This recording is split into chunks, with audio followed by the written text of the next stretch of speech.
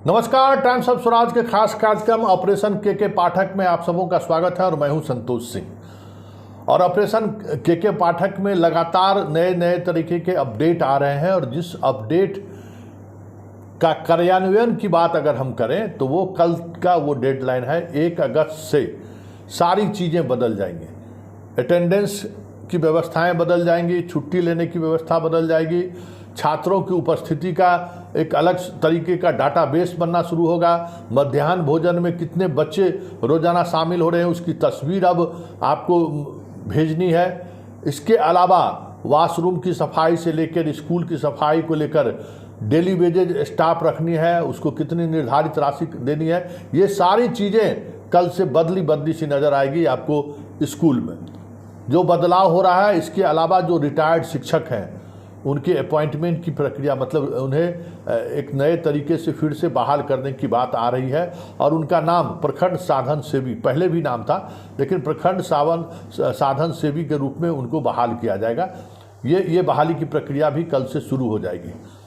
सबसे बड़ी बात जो अटेंडेंस की अगर हम बात करें तो ई शिक्षा कोष ऐप कल से काम करना शुरू कर देगा और सभी शिक्षकों को सुबह 9 बजे से 10 बजे तक और 1 घंटे के लिए वो ऐप काम करेगा और उसके बाद शाम में 4 बजे से 5 बजे तक। इस बीच में आपको अटेंडेंस बनाना है और वो भी स्कूल के परिसर से आप जब अटेंडेंस बनाएंगे तभी आपका वो अटेंडेंस लेगा। ये एक टेक्नोलॉजी का इस्तेमाल के पाठक ने शुरू किया है।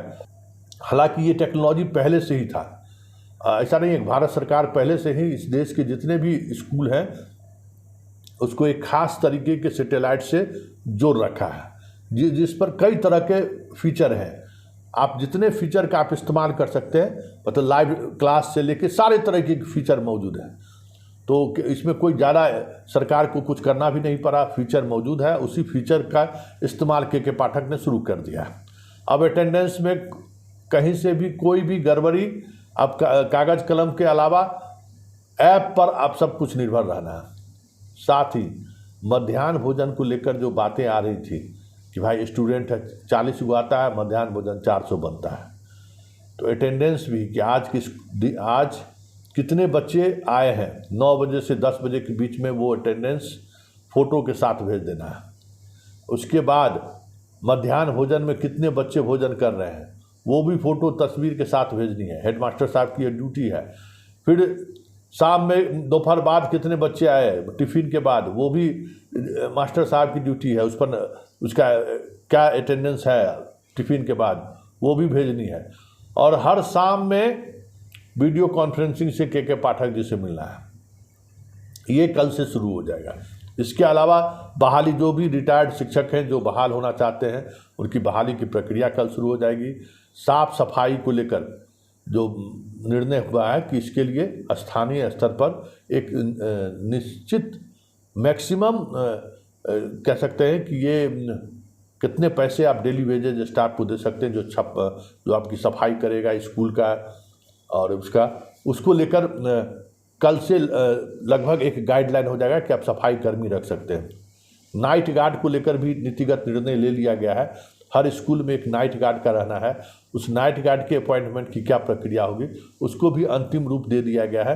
कल से डीएम को, मतलब अगस्त महीने में नाइट गार्ड को लेकर भी बहाली की प्रक्रिया को अंतिम रूप दे देना है। बहाल कैसे करना है, क्या करना है, वहाँ की एक एजेंसी को, जो एजेंसी के माध्यम से सरकार बहाल करेगी, डायरेक्ट अपने खुद उस बहाली प्रोसेस में नहीं देगी, एजेंसी के माध्यम से सरकार बहाल करेगी। ये चीज़ें दिख रही हैं।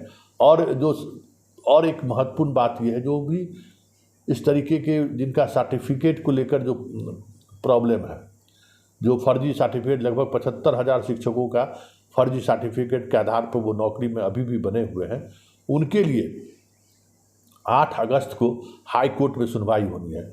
उससे पहले सभी ऐसे शिक्षकों की सेवा को समाप्त करना है, इसकी प्रक्रिया शुरू हो गई है। वो अपना प्रमाण पत्र दिखाए, क्योंकि उसको निगरानी डिपार्टमेंट ने उससे ऐसे लोगों को चिन्हित करके शिक्षा विभाग को कब को सूची सौंप दिया है, लेकिन शिक्षा विभाग उस सूची के जांच में अभी भी लगे हुए हैं। तो ऐसे तमाम शिक्षक जिनकी नियुक्ति फर्जी सर्टिफिकेट के आधार पर हुआ है, वो हाई कोर्ट में शपथ पत्र दाखिल करने से पहले अंतिम रूप देने की तैयारी में पूरी शिक्षा विभाग की टीम को लगा दी गई है और आज से उस पर रोजाना मॉनिटरिंग होगी कि आज कितने शिक्षक कहाँ बर्खास्त किए गए हैं। ऐसे जिनका प्रमाण पत्र सही नहीं पाया गया है उस ऐसे शिक्षकों को चिन्हित करके कितने लोगों को बर्खास्त किया गया। साथ ही ऐसे कल से ही इस पर ज़्यादा जोर रहेगा कि ऐसे शिक्षक जो बिहार से बाहर अपने हस्बैंड के पास रह रहे हैं, मुखिया जी के कई अभी लोग हमको मोहद्दीनगर के कई शिक्षक हमें सूचना दिए हैं कि वहाँ की एक महिला शिक्षक है जो बीपीएससी की तैयारी कर रही हैं दिल्ली में रह के अपने हस्बैंड के पास, और प्रिंसिपल साहब उससे मिले हुए हैं। मोहद्दीनगर के प्रखंड प्रमुख ने इसकी सूचना के पाठक को मेल के माध्यम से दिया गया है। वो महिला कितना मजबूत है ये तो वक्त बताएगा, लेकिन इतना तय है कि उस पर अब कार्रवाई होगी। तो ऐसे जितने भी टीचर हैं जो मुखिया के रिलेटिव हैं, प्रमुख के रिलेटिव हैं, विधायक के परिवार से हैं, ऐसे सभी लोग या तो ड्यूटी ज्वाइन करेंगे कल से या नहीं तो फिर नौकरी छोड़कर जाएंगे। ये साफ जैसी ऐप से अटेंडेंस बनना शुरू होगा खेल खत्म है। आप दिल्ली में रह के ऐप का इस्तेमाल नहीं कर सकते हैं, हो ही नहीं सकता है। उस ऐप का इस्तेमाल आप वहीं कर सकते हैं जिस स्कूल के आप शिक्षक हैं। आप उस परिधि से जैसे ही बाहर जाएंगे वो ऐप काम करेगा ही नहीं। हर किसी का लोकेशन तय है। जैसे ही आप बटन दबाइएगा ऐप पर, जैसे ही बटन दबाइएगा आपका लोकेशन मिल जाएगा मुख्यालय को कि आप किस स्कूल से ऐप को ऑपरेट कर रहे हैं। 9 से 10 के बीच में आपका अटेंडेंस उसमें बन जाएगा। शाम में 5 से 6 बजे वो चीज़ें सामने आ जाएंगी, मतलब आप बाएं दाएं की गुंजाइश नहीं है, ऐप से अटेंडेंस चलेगा। फर्जी शिक्षक के मामले में जो प्रक्रिया शुरू होनी है आज से वो शुरू हो जाएगी। इसके अलावा जो सबसे महत्वपूर्ण चीज़ जिस पर पूरा विभाग काम कर रहा है और राज्य सरकार भी विभाग को मजबूत करने के लिए जो 2 IAS अधिकारियों की पोस्टिंग वहाँ थी जिनको अतिरिक्त प्रभार भी था, वो सारे को अतिरिक्त प्रभार से हटा दिए। कई और पदाधिकारियों को सरकार के पाठक के डिपार्टमेंट में भेज रहा है और कल से ही जितने आंगनवाड़ी केंद्र हैं उनको कैसे स्कूल में शिफ्ट किया जाए इसकी प्रक्रिया भी शुरू हो गई और 15 अगस्त तक तो सारे को शिफ्ट कर देना है। वो प्रक्रिया भी अंतिम चरण में, मतलब उसको नीतिगत निर्णय ले लिया गया है। कल से इस पर DM, BDO और शिक्षा विभाग के अधिकारी और प्रिंसिपल और आंगनबाड़ी के CDPO ये सब लोग बैठ के ये तय करेंगे कि कहाँ नियर बाई स्कूल है या जहाँ आंगनबाड़ी केंद्र है, जहाँ बिल्डिंग उसका अपना बन गया है, जहाँ आंगनबाड़ी केंद्र है, जहाँ उनका अपना भवन बन चुका है, उनको उसी भवन में रहेगा। लेकिन स्कूल के मॉनिटरिंग, मतलब स्कूल के टीचर आके वहाँ मॉनिटरिंग करेंगे, वो भी आके कभी कभी किसी दिन आके पढ़ाएंगे भी। मतलब पूरी तौर पर वो अब स्कूल के अधीन होंगे। आंगनबाड़ी केंद्र अब कोई दूसरे CDPO या अन्य के कंट्रोल में नहीं रहेगा, अब सीधे तौर पर स्कूल के कंट्रोल में रहेगा आंगनबाड़ी केंद्र। ये तय हो गया और कल से 1 तारीख से उस पर नीतिगत निर्णय के तहत काम शुरू हो जाएगा कि 15 अगस्त तक सारे ऐसे विद्यालय जिनको अपना भवन नहीं है उनको भवन पास के स्कूल में उनको शिफ्ट कर देना है। सुबह क्लास चलाना है, स्कूल खुलने से पहले वो बच्चा सब अपना अंडा खा के घर चला जाएगा पढ़ के। यही ना प्रोसेस है, उसी प्रोसेस के तहत चीज़ों को लेकर आगे बढ़ना है। ये भी कल से आपको एक बदलाव दिखेगा। इसके अलावा जो सबसे महत्वपूर्ण बात है जिसको लेकर के पाठक से हर कोई नाराज़ है, ये बात समझिए कि के पाठक से नाराज़गी कम लोगों को नहीं, शिक्षक तो नाराज़ है ही, जो भागने वाला शिक्षक था, जो मुखिया समाज है, जनप्रतिनिधि, विधायक तक, सांसद तक, जिसके परिवार के बच्चे स्कूल कभी नहीं जाते थे पढ़ाने के लिए, बाहर घूम रहे हैं, BPSC की तैयारी कर रहे हैं, हस्बैंड के साथ हैं, ऐसे लोग भी पाठक से गुस्से में हैं। इसके अलावा बड़ा शिक्षा माफिया जिसका पटना से लेके स्कूल तक जिसके कंट्रोल में रहता था वो इसके खिलाफ है। और उसके अलावा जो बच्चों को टेक्निकल पढ़ाई के लिए जो शिक्षा विभाग फिनांस करती थी उसमें भी कई तरह का रैकेट काम करता था। अब कॉलेज है ही नहीं, उसके नाम पर पैसा उठ गया, अब पता चला पैसा उसको पहुंच गया, फिर कॉलेज कागज़ पर खत्म। इस तरह के जितने नेक्सस थे सारे नेक्सस वाले के पाठक के पीछे पड़े हुए हैं कि किसी तरीके से इसको यहाँ से हटाया जाए। तो ये देखना ये भी एक चुनौती है कि कल से और दबाव बनेगा। अटेंडेंस की बात आई है तो दबाव और बढ़ेगा ये चीज़ें भी देखने वाली बात है। लेकिन इन सब से इतर जो सबसे महत्वपूर्ण बात है कि बहुसंख्यक शिक्षक इस बदलाव को स्वीकार कर रहे हैं। प्रिंसिपल, अधिकांश प्रिंसिपल भी स्वीकार कर रहे हैं जो बाहर से आए हुए थे, जो टीचर जिनकी बात नहीं मानते थे। तो ये एक बड़ा बदलाव, ये एक प्रेशर ग्रुप की तरह काम किया है पाठक के इस एक्शन का। और इस एक्शन की वजह से जो काम करने वाले शिक्षक हैं उनका मनोबल बढ़ा है।